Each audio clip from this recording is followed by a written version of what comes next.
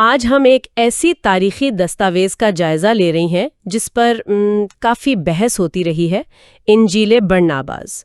ہمارے پاس جو مواد ہے وہ بنیادی طور پر مولانا سید ابو لالہ مودودی کی کتاب سیرت سرور عالم صلی اللہ علیہ وآلہ وسلم سے لیا گیا ایک آڈیو بک حصہ ہے جو اس انجیل کے بارے میں ایک خاص زاویہ پیش کرتا ہے۔ تو آج ہماری کوشش یہ ہوگی کہ اس مواد میں جو کچھ کہا گیا ہے اسے سمجھیں، خاص طور پر یہ ماخذ انجیل برناباس کے مسترد ہونے کی کیا وجوہات بتاتا ہے، اس کے اندر کیا منفرد دعوے ملتے ہیں اور اس کی آپ کہہ لیں تاریخی اہمیت کیا بتائی گئی ہے۔ آئیے اس دلچسپ موضوع کی گہرائی میں اترتے ہیں۔ جی بالکل، اس مواد کا آپ دیکھیں مرکزی نقطہ یہ ہے کہ انجیل برناباس کو جو مرکزی دھارے کی عیسائیت سے نکالا گیا، اس کی سب سے بڑی وجہ سینٹ پال یعنی پولس کی تعلیمات سے اس کا شدید ٹکراؤ تھا۔ یہ سمجھنا اہم ہے کہ پولس جو اس بیان کے مطابق حضرت عیسیٰ علیہ السلام کے براہ راست شاگردوں میں نہیں تھے، بعد میں عیسائیت کی تشکیل میں خاص طور پر غیر یہودی دنیا میں ایک بنیادی شخصیت بنے۔ یہ مواد تو یہ بھی بتاتا ہے کہ پولس دراصل حضرت عیسیٰ علیہ السلام کے دنیا سے جانے کے بعد ایمان لائے تھے، اور ایک وقت تھا کہ وہ خود مسیح کے پیروکاروں پر سختی کیا کرتے تھے۔ اس کتاب میں یہ دلیل دی گئی ہے کہ پولس نے حضرت عیسیٰ علیہ السلام کی ان تعلیمات میں بنیادی قسم کی تبدیلیاں کی جو یہودی شریعت کے پس منظر میں تھیں۔ ان تبدیلیوں کا مقصد اس تحریر کے مطابق غیر یہودیوں جیسے رومی اور یونانی لوگ ان کو عیسائیت کی طرف لانا تھا، جن کے لیے یہودی شریعت کی پابندیاں آپ سمجھیں قبول کرنا مشکل تھا۔ تو اس کے نتیجے میں حضرت عیسیٰ کے اصل پیروکار جو انہیں نبی مانتے تھے اور شریعت موسوی پر چلتے تھے، وہ پولس کے راستے سے الگ ہو گئے۔ اوہ، یہ تو ایک بہت بڑا دعویٰ ہے۔ تو اس ماخذ کے مطابق وہ کون سی ٹھوس تبدیلیاں تھیں جو پولس نے متعارف کروائیں؟ مصنف کا بیان ہے کہ پولس نے یہودی شریعت کی کئی پابندیاں ختم کر دیں، مثلاً کھانے پینے میں حلال و حرام کے جو قوانین ہیں اور ختنے کی شرط۔ یہ چیزیں غیر یہودی پس منظر رکھنے والے رومیوں اور یونانیوں کے لیے ظاہر ہے اجنبی تھیں، مشکل تھیں، اور یہودی شناخت کے لیے تو یہ احکام بہت مرکزی تھے، اس لیے انہیں ہٹانا ایک آپ کہہ لیں انقلابی قدم تھا جس نے عیسائیت کا دائرہ تو شاید وسیع کیا مگر اس کی اصل نوعیت بدل دی۔ اچھا، اور کیا صرف یہی تبدیلیاں تھیں یا کچھ نظریاتی عقائد کی تبدیلیاں بھی تھیں؟ جی، سب سے بنیادی تبدیلی تو نظریاتی ہی تھی۔ یہ مواد زور دیتا ہے کہ پولس نے ہی حضرت عیسیٰ کو خدا کا بیٹا یا الوہیت کا درجہ دینے اور ان کے صلیب پر جان دے کر انسانیت کے گناہوں کا کفارہ بننے کا عقیدہ متعارف کروایا۔ اس کتاب کا موقف یہ ہے کہ یہ تصورات نہ تو حضرت عیسیٰ نے خود پیش کیے تھے اور نہ ہی ان کے جو ابتدائی پیروکار تھے یعنی حواری اور یروشلم کی ابتدائی کلیسیا انہوں نے انہیں قبول کیا، بلکہ انہوں نے تو شدید مخالفت کی۔ ان کا ایمان تو یہ تھا کہ عیسیٰ اللہ کے نبی ہیں اور بنی اسرائیل کی طرف بھیجے گئے مسیح ہیں۔ لیکن تاریخ تو یہی بتاتی ہے کہ پولس کی تشریحات ہی غالب آئیں۔ اگر ابتدائی پیروکار مخالفت کر رہے تھے جیسا کہ یہ مواد کہہ رہا ہے، تو پھر پولس کے نظریات کیسے پھیلے اور قبول کیسے ہوئے؟ جی، یہ اہم سوال ہے۔ یہ تحریر نشاندہی کرتی ہے کہ یہ تبدیلی آپ دیکھیں کوئی راتوں رات نہیں آئی۔ 30 صدی عیسوی تک بھی ایسے مسیحی گروہ موجود تھے جو پولس کی تشریحات کو، خاص طور پر حضرت عیسیٰ علیہ السلام کی الوہیت والی بات کو نہیں مانتے تھے۔ لیکن 4 صدی میں ایک فیصلہ کن موڑ آیا۔ سن 325 عیسوی میں رومی شہنشاہ کانسٹنٹائن ان کی سرپرستی میں نکیا شہر میں کونسل ہوئی۔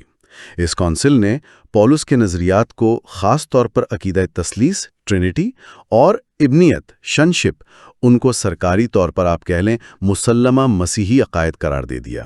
یہ وہ لمحہ تھا جب رومی سلطنت کی طاقت مسیحیت کے خاص دھارے کے پیچھے آ گئی۔ اچھا، تو نیکیا کونسل نے گویا سرکاری طور پر پولس کے نظریات کو اپنا لیا۔ کیا اسی کے بعد پھر بائبل کی جو موجودہ کتابیں ہیں ان کا تعین ہوا؟ جی ہاں، اسی نظریاتی بنیاد پر بعد میں یہ فیصلہ کیا گیا کہ کون سی تحریریں مستند یا الہامی ہیں اور کون سی نہیں۔ بائبل کے مسلمہ کتابوں کا مجموعہ جسے کینن کہتے ہیں وہ آہستہ آہستہ بنا۔ اس مواد میں ذکر ہے کہ سن 367 عیسوی میں اسکندریہ کے پادری تھے ایتھنیسیس. انہوں نے پہلی بار نئے عہد نامے کی 27 کتابوں کی وہ فہرست تھی جو آج بھی استعمال ہوتی ہے، اور پھر 5ویں صدی کے آخر تک اسے پوپ کی توثیق بھی مل گئی. اس سارے عمل میں وہ تمام کتابیں اور انجیل جو نیکیا کاؤنسل کے طے کردہ عقائد سے یعنی پولوس کی تشریحات سے میل نہیں کھاتی تھیں، انہیں غیر مستند، مشکوک یا گمراہ کن قرار دے کر رد کر دیا گیا. انجیل برنابس بھی اس ماخذ کے مطابق انہی میں سے ایک تھی. مصنف یہاں یہ سوال اٹھاتا ہے کہ جن عقائد کو بنیاد بنا کر یہ فیصلے ہوئے، کیا وہ واقعی حضرت عیسیٰ علیہ السلام کی اصل تعلیمات تھیں یا وہ پولوس کی پیش کردہ تشریحات تھیں؟ تو اب آتے ہیں خود انجیل برنابس کی طرف. اس میں ایسی کیا خاص باتیں تھیں جو پولوس کے عقائد سے اتنی ٹکراتی تھیں کہ اسے مسترد کرنا پڑا؟ یہ مواد بتاتا ہے کہ انجیل برناباس کا مصنف کتاب کے شروع میں ہی اپنا مقصد واضح کر دیتا ہے. اس سے اندازہ ہوتا ہے کہ یہ تحریر شاید براہ راست پولوس کے نظریات کے رد عمل میں لکھی گئی تھی. مصنف لکھتا ہے، ان لوگوں کی اصلاح کی جائے جو شیطان کے دھوکے میں آ کر یسوع عیسیٰ علیہ السلام کو ابن اللہ قرار دیتے ہیں، ختنہ کو غیر ضروری ٹھہراتے ہیں اور حرام کھانوں کو حلال کر دیتے ہیں، جن میں سے ایک پولوس بھی ہے جو خود بھی اس گمراہی میں مبتلا ہے. یہ تو بہت ہی واضح مخالفت ہے. اور حضرت عیسیٰ علیہ السلام کی ذات کے بارے میں اس انجیل کا کیا موقف ہے؟ اس کتاب کے مطابق انجیل برناباس میں حضرت عیسیٰ خود بار بار اور سختی سے اپنی الوہیت یا ابنیت کی تردید کرتے ہیں. جب لوگ انہیں خدا یا خدا کا بیٹا پکارتے تو وہ سخت ناراض اور پریشان ہوتے اور فرماتے کہ میں تو خدا کا بندہ اور نبی ہوں، میری پرستش نہ کرو. یہ مواد ایک واقعہ بھی نقل کرتا ہے کہ جب لوگوں نے ان کے معجزات دیکھ کر انہیں خدا سمجھنا شروع کیا تو وہ اتنے رنجیدہ ہوئے کہ شہر چھوڑ کر چلے گئے اور اپنے شاگردوں کو بھیجا کہ وہ بھی لوگوں کے سامنے معجزے دکھائیں تاکہ لوگ جان لیں کہ یہ طاقت خدا کی طرف سے ہے، کسی انسان کی ذاتی طاقت نہیں. یہ تو واقعی پولس کے پیش کردہ عقیدے کے بالکل الٹ بات ہے. اچھا، صلیب کے واقعے کے بارے میں کیا ذکر ہے؟ کیونکہ وہ تو کفارے کے عقیدے کی بنیاد ہے. صلیب کا واقعہ، جی ہاں، یہ ایک اور بنیادی اختلاف کا نقطہ ہے. اس مواد میں تفصیل سے بیان کیا گیا ہے کہ انجیل برناباس کے مطابق جب یودا اسکریوتی، وہ حواریوں میں سے تھا مگر مال کے لالچ میں آ کر حضرت عیسیٰ علیہ السلام کو گرفتار کروانے پر راضی ہو گیا تھا، تو جب وہ سپاہیوں کو لے کر آیا، عین اسی وقت اللہ کے حکم سے 4 فرشتے آئے اور حضرت عیسیٰ علیہ السلام کو کھڑکی سے بالکل حفاظت کے ساتھ آسمان پر اٹھا لے گئے، اور معجزانہ طور پر یودا کی شکل و صورت اور آواز بالکل حضرت عیسیٰ جیسی ہو گئی. سپاہیوں نے اسی کو عیسیٰ سمجھ کر گرفتار کیا اور پھر اسی کو صلیب پر چڑھایا گیا. اچھا، یعنی عیسیٰ نہیں بلکہ یودا. جی، اس بیان کے مطابق صلیب پر چڑھنے والے حضرت عیسیٰ نہیں بلکہ یودا تھا. ظاہر ہے یہ واقعہ پولوس کے کفارہ والے عقیدے کی جڑ ہی کاٹ دیتا ہے، کیونکہ اگر عیسیٰ صلیب پر چڑھے ہی نہیں تو پھر گناہوں کا کفارہ کیسے ہوا؟ یہ تو بہت ہی مختلف تصویر کشی ہے. اچھا، اس انجیل میں ایک اور چیز کا بہت ذکر آتا ہے جو اسے باقی تمام اناجیل سے ممتاز کرتی ہے. وہ کیا ہے؟ جی ہاں، وہ ہے حضرت محمد صلی اللہ علیہ وسلم کی آمد کے بارے میں پیشن گوئیاں. یہ مواد بتاتا ہے کہ انجیل برناباس میں کثرت سے اور بہت واضح الفاظ میں آخری نبی حضرت محمد صلی اللہ علیہ وسلم کی بعثت کی خبر دی گئی ہے. کس طرح کی پیشن گوئیاں ہیں؟ کیا کچھ تفصیلات بھی ملتی ہیں ان میں؟ اس تحریر کے مطابق کئی جگہوں پر آنے والے رسول کا نام محمد یا اس سے ملتا جلتا کوئی لفظ استعمال ہوا ہے. کہیں انہیں رسول اللہ کہا گیا ہے، کہیں مسیحی کہا گیا ہے جس کی وضاحت ہم شاید آگے کریں گے، کہیں ان کے نام کا ترجمہ قابل تعریف، ایڈمربل، پریز وردی کیا گیا ہے، اور ایک جگہ تو ایک ایسا جملہ نقل کیا گیا ہے جس کا مفہوم تقریباً کلمہ طیبہ لا الہ الا اللہ محمد رسول اللہ جیسا بنتا ہے. مصنف کا دعویٰ ہے کہ یہ پیشن گوئیاں اتنی واضح ہیں کہ ان میں کسی شک کی گنجائش ہی نہیں. کیا کوئی مثال دے سکتے ہیں جو اس ماخذ میں نقل کی گئی ہو تاکہ اندازہ ہو؟ ہاں، کئی اقتباسات ہیں. مثلاً ایک جگہ حضرت عیسیٰ فرماتے ہیں کہ میں اس رسول کے جوتوں کے تسمے کھولنے کے لائق بھی نہیں ہوں. یقین جانو کہ ہر نبی جب وہ آتا ہے تو کسی ایک قوم کے لیے رحمت کا نشان بن کر آتا ہے، لیکن جب خدا کا رسول آئے گا تو خدا کی پیدا کی ہوئی تمام چیزوں کو اسی سے خوشی نصیب ہوگی۔ ایک اور جگہ ہے کہ وہ میرے بعد آئے گا اور میری انجیل میں جو کچھ تحریف کر دی گئی ہوگی اس کی اصلاح کرے گا۔ یہ بھی کہا گیا ہے کہ وہ بنی اسماعیل میں سے ہوگا۔ یہ تو واقعی بہت تفصیلی معلوم ہو رہا ہے۔ بالکل، یہ مواد یہ بھی بتاتا ہے کہ ایک جگہ حضرت عیسیٰ علیہ السلام نے فرمایا کہ تمام انبیاء، جن کی تعداد 1,44,000 بتائی گئی، یہ تعداد خود بھی دلچسپ ہے، سب نے اس آنے والے رسول کی شان بیان کی ہے اور اس کی آمد کی خوشخبری دی ہے۔ حضرت عیسیٰ علیہ السلام نے یہ بھی کہا کہ انہوں نے عالم بالا میں اس رسول کی روح کو دیکھا ہے اور اس کی تعظیم کی ہے، اور یہ دعا کی ہے کہ انہیں اس رسول کے جوتوں کے تسمے کھولنے کا شرف حاصل ہو۔ مصنف کے مطابق تو یہ پیشن گوئیاں اتنی زیادہ ہیں کہ ان سے ایک پورا رسالہ تیار کیا جا سکتا ہے۔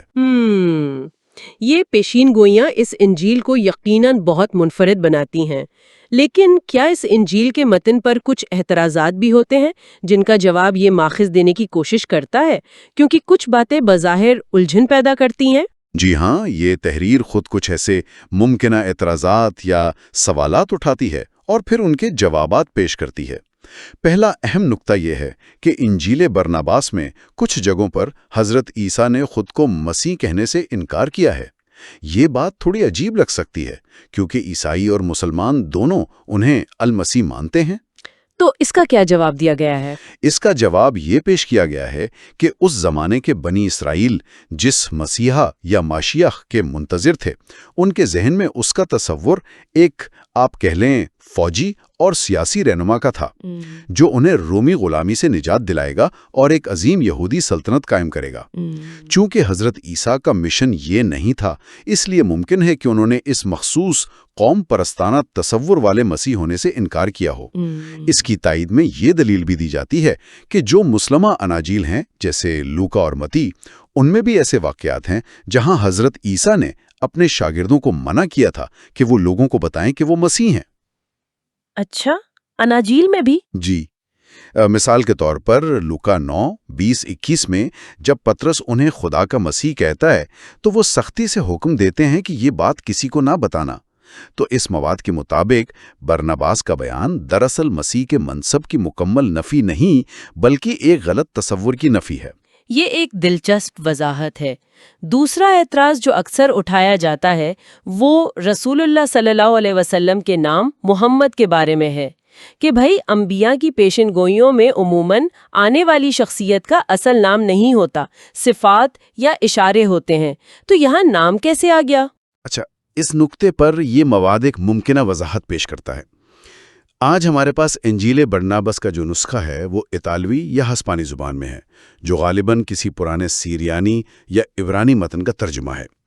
ہو سکتا ہے کہ اصل سامی متن میں محمد نام کی بجائے کوئی ملتی جلتی صفت استعمال ہوئی ہو، جیسے محمد جس کے معنی ہے بہت تعریف کیا گیا، یا حمد سے نکلا کوئی لفظ۔ بائبل کی کتاب غزل الغزلات، سانگ آف سولومن کے عبرانی متن میں بھی ایک لفظ محمد آیا ہے جس کے معنی پسندیدہ یا دلکش ہیں، اور بعض مسلمان علماء اسے بھی ایک پیشین گوئی سمجھتے ہیں۔ اچھا، تو ممکن ہے کہ اصل میں کوئی ایسی ہی صفت استعمال ہوئی ہو جسے بعد کے کسی یورپی مترجم نے، جو شاید اسلام سے واقف تھا اور اس صفت اور آنے والے نبی کے نام میں مماثلت دیکھ رہا تھا، اس نے براہ راست اس محمد سے ترجمہ کر دیا۔ مصنف کا کہنا ہے کہ صرف اس نام کی بنیاد پر پوری کتاب کو جعلی قرار دینا منطقی نہیں، خاص طور پر جب باقی مواد داخلی طور پر مربوط ہو۔ ٹھیک ہے۔ ایک تیسرا اہم سوال یہ ہے کہ اسی انجیل میں بعض جگہوں پر رسول اللہ صلی اللہ علیہ وسلم کے لیے مسیح کا لفظ کیوں استعمال کیا گیا ہے؟ یہ لقب تو خاص طور پر حضرت عیسیٰ علیہ السلام کے لیے جانا جاتا ہے۔ جی، اس کا جواب یہ تحریر تفصیل سے دیتی ہے۔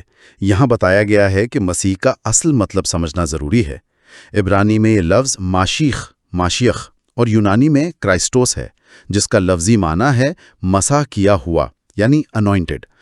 قدیم بنی اسرائیل میں یہ رواج تھا کہ جب کسی کو کسی خاص مذہبی یا دنیاوی منصب کے لیے مقرر کیا جاتا تھا، جیسے کہانت، نبوت یا بادشاہت، تو اس پر مقدس تیل مل کر اسے مسح کیا جاتا تھا۔